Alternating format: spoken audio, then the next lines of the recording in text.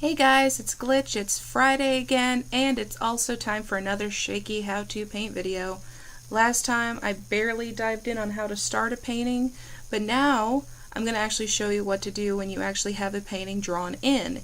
Now, as you can see here, this is one of my painting projects I'm doing for class. This is one of my finals. This is a random one that it can be anything I want it to be. And so I decided to draw 4 of our teachers as unicorns. And the thing about drawings for your paintings, as I probably mentioned last time, they don't have to be perfect. They're really just for placement. Like, they're going to be painted over anyway. And like, as you can see for that one, the body's kind of weird. But again, it's just placement. It's just so you can paint your background and just to know where your painting is. And of course, it's a really huge, important deal, and the teacher's going to talk to you about it, MsMoon and BBear, in class, that she's really big on painting the background first, which of course is really smart to do because you don't want your background to be painted in last, because then it's going to look like it's in your foreground. So that's why you draw in your painting first and then paint the background. So as you can see, I've got it all started, and I've got a couple of my favorite paint brushes, and I'm just going to go ahead and do another little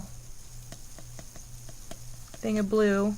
And since I'm going to paint them in the sky and clouds and stuff, and so since it's the sky, it's okay that this isn't mixed perfectly, because the sky is different shades, and it kind of saves me on manually shading it anyway, because it's really fun to blend while you're painting, because it kind of works better anyway. Of course, I'm just doing random little paintings here and there. And you need a really flat, big brush to paint all of your background in anyway, because if you use a tiny brush, it's going to take forever. But I am going to use a tiny brush, and this is my favorite brush of all because it's really, really handy. Just going to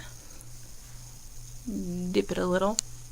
And of course, this is just to help paint like little bitty baby areas. It's okay if it overlaps a little. In fact, it's kind of better if it overlaps on your drawing, because then when you do paint this, it's going to even look like it's even more in the background.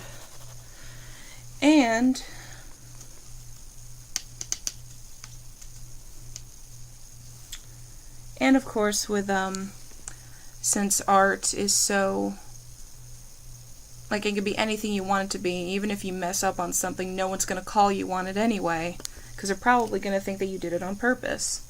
So now here we have a couple examples of little clouds. They're not perfect, but with painting, you don't just have to stick with your paintbrush. You can use all sorts of different tools. For leaves, one time in a painting I used a sponge. Sometimes I use cloth for different techniques, and now I'm going to use cotton balls for clouds.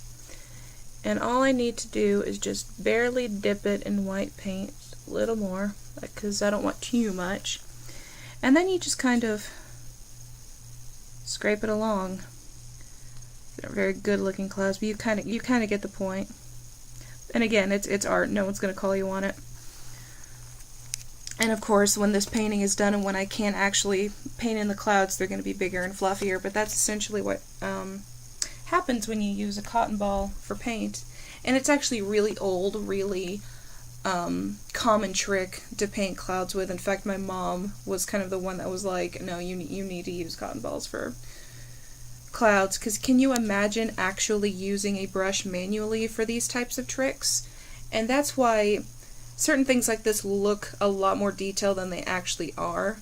Like, you can make something look super perfect and super detailed, but like only use like maybe a cotton ball or a sponge or something, and it basically cuts out time too. So there you have it, another quick how-to, and if I can figure out something else I think I should show you guys, I'll do that too in my next video. So take care and have a good weekend, and thank you for watching.